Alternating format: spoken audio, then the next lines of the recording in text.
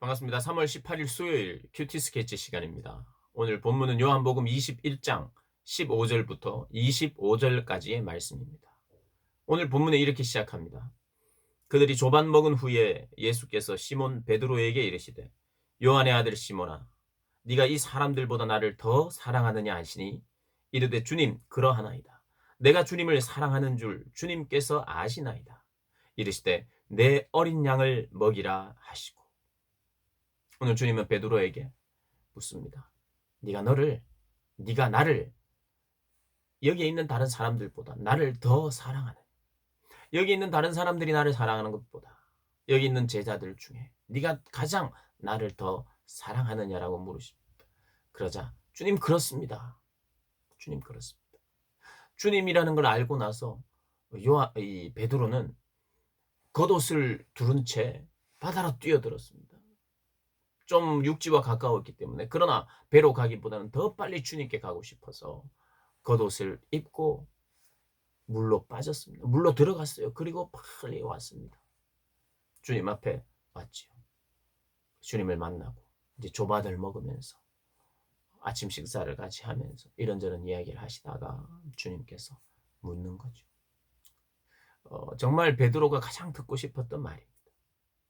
어떤 면에서 베드로의 이름을 부르면서 뭔가를 대화를 해줬으면 하는 그런 바람이었을 겁니다. 그리고 예전에 그 일을 주님 앞에 회개도 하고 정말 잘못했습니다. 배반했던 거 용서해 주십시오라고 꼭 말하고 싶었을 거예요. 근데 주님께서 이렇게 묻습니다. 네가 나를 사랑하느냐? 여기 있는 다른 사람들보다 나를 더 사랑하느냐? 배반은 했지만 비록 주님 뵐 면목은 없지만 그 누구보다도 주님을 사랑하고 주님을 따르고 싶어 했던 베드로. 주저없이 대답합니다. 주님, 내가 주님을 사랑하는지 주님 아십니다. 그러자 주님께서 그래, 내 어린 양을 먹이라. 얼마나 고마운 말씀입니까? 얼마나 이거 자체가 복음이에요. 주님이 다시 기회를 주는 거잖아요. 내가 맡긴 이 일을 네가 해라. 내가 너를 믿는다. 뭐 예수님은 우리 사람을 믿지는 않아요. 그런 의미에서 믿음이라기보다도 내가 너를 격려하고 도와주고 나는 너의 편이다. 얼마나 기뻤겠습니까? 그런데 주님이 한 번 더 묻습니다. 똑같이 네가 나를 사랑하느냐? 여기 있는 다른 사람들보다. 그래서 다시 한번 그럼요 주님. 그럼요. 당연합니다. 사랑하고 말고요. 라고 대답을 하자 또 내 양을 먹이라. 근데 한 번 더 물어요. 3번 물었습니다. 3번. 3번 이야기하는 거 이거 베드로에겐 큰 상처인데. 왜요? 3번 부인했잖아요. 닭이 울고 나서 그걸 처절하게 깨달았는데 3번 물으니까 근심합니다. 근심하여 이르되 왜 근심했을까요? 3번이 떠오르기 시작해요. 주님이 뭔가 말씀하시고 싶은 것 같아. 3번째 내가 묻겠다. 이건 어떤 면에서 너무 죄송한 그게 생각나도록 했고 근심을 가지면서 그래. 이것도 내가 장담할 수 없구나. 내가 장담해서는 안 되지. 내가 이렇게 대답한다고 주님 사랑하는 거 끝까지 사랑할 수 있다고 말할 수는 없지. 이미 나는 한번 실패했고 원래 우린 연약하니까 함부로 대답해서는 또 안 되는구나 이런 생각도 했겠죠. 그렇지만 근심하면서 주님 아시잖아요. 제가 주님 따르지 못한 것도 있고 그렇지만 제 마음은 아시잖아요. 얼마나 주님을 기다렸는지 얼마나 주님 뵙고 싶었는지 그리고 뭔가를 말씀하고 싶은지 아시잖아요. 그러나 장담하면 안 되는군요. 주님 내 믿음 없음을 도와주십시오. 믿습니다. 그러나 나의 연약한 믿음을 도와주십시오. 사랑합니다. 그러나 사랑하지 못할 때도 있을 수 있는 나 자신의 모습을 도와주십시오 하는 마음으로 주님의 사랑을 더 배우고 알기를 원합니다라는 그런 마음으로 주님께 대답합니다. 근심하여 주님께 다시 대답하자 주님께서 이렇게 말씀하십니다. 내 양을 먹이라. 그러면서 18절에 이렇게 이야기를 합니다. 내가 진실로 진실로 내게 이르노니 네가 젊어서는 스스로 띠띠고 원하는 곳으로 다녔거니와 늙어서는 내 팔을 벌리리니 남이 내게 띠띠우고 원하지 아니하는 곳으로 데려가리라. 주님께서 내 양을 먹이라 말씀하시고 나서 이렇게 이야기하는 겁니다. 예전에는 네가 원하는 대로 갔지만 이제는 네가 원하는 대로 가지 않고 남이 내게 띠띠우고 원하지 않은 곳을 데려가리라. 이게 무슨 말이냐 하면 네가 원하는 대로 가지 않고 너는 사람들이 너를 띠띠워서 죽음의 자리까지 가게 하는 그리로 너는 가게 될 것이다. 젊어서는 스스로 띠띠고 원하는 곳으로 다녔지만 이제는 그럴 수 없다. 여기에는 그런 의미입니다.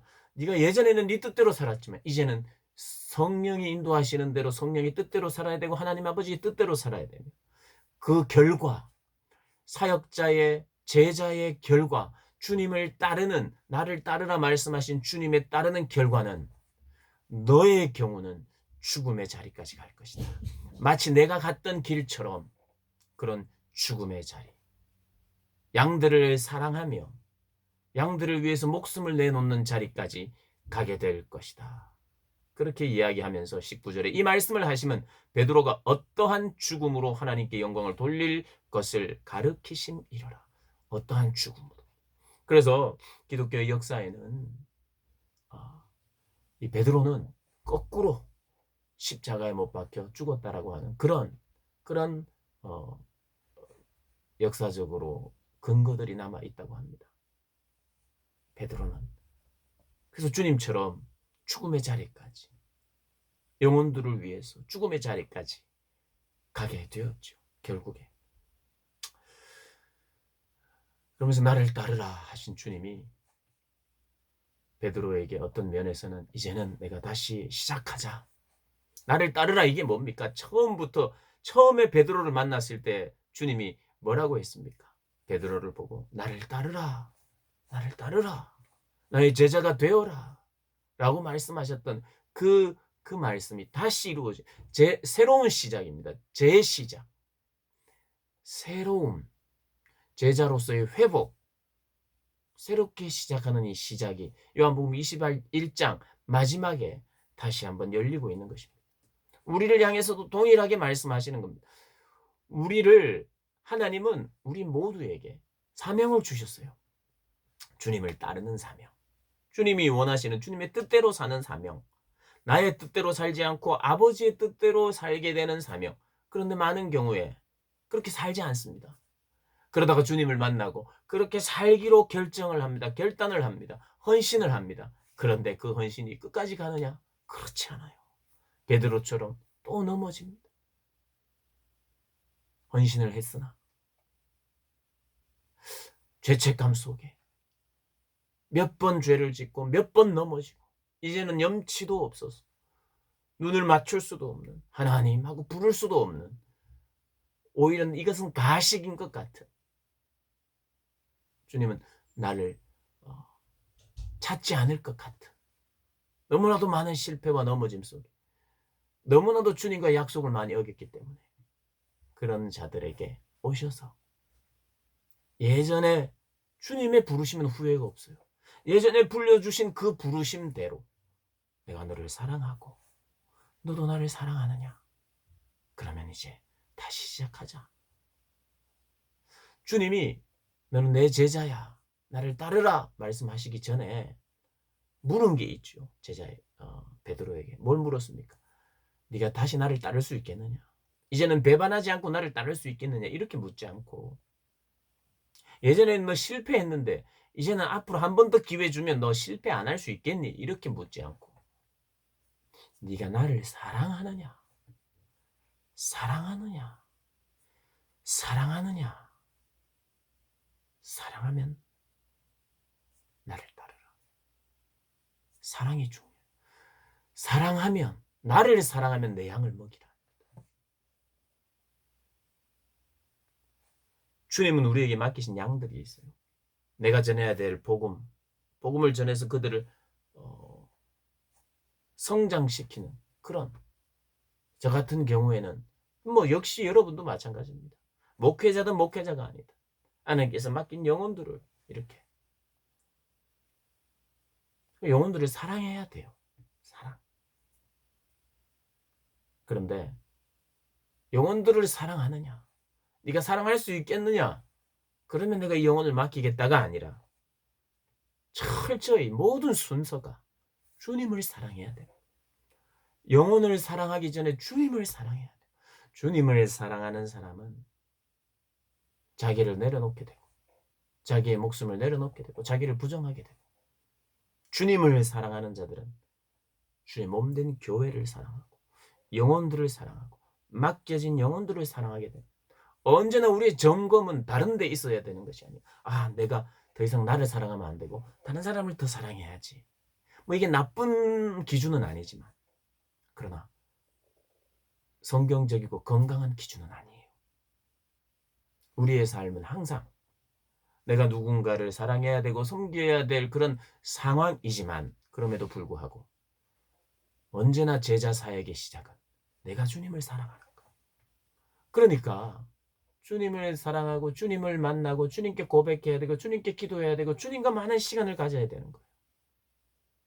사람들과 많은 시간을 가지기 전에 주님과 많은 시간을 가져야 돼요. 주님을 사랑하는 자에게 주님은 당신의 사명을 맡기십니다. 당신의 일을 맡기십니다. 영혼을 맡기시는 거예요. 주님 사랑하지 않으면 영혼을 맡길 수가 없습니다. 나에게 주님께서 영혼을 맡기시지 않는다면 그것은 다른 데 이유가 있는 게 아닙니다. 주님을 사랑하지 않기 때문에 주님을 사랑하는 것이 너무나도 미미하기 때문에 언제나 우리에게 주님 물으시는 것은 네가 나를 사랑하느냐. 근데 이 말씀은 얼마나 고마운지 몰라요. 왜냐하면 우리들에게도 참 부족하지만 주님 사랑하는 마음 있잖아요.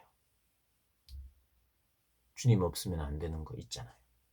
그렇게 돼야 되고 그래서 주님께 기도해야 됩니다.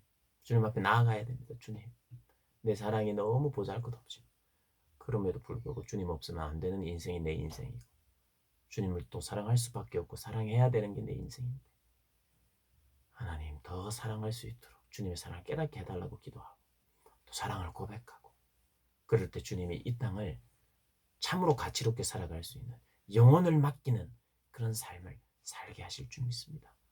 영혼을 담당하는 그런 복된 일, 저와 여러분이 함께 그런 복된 일로 섬기면서 이 땅을, 이 짧은 생애를 살아갈 수 있기를 주님의 이름으로 축복합니다.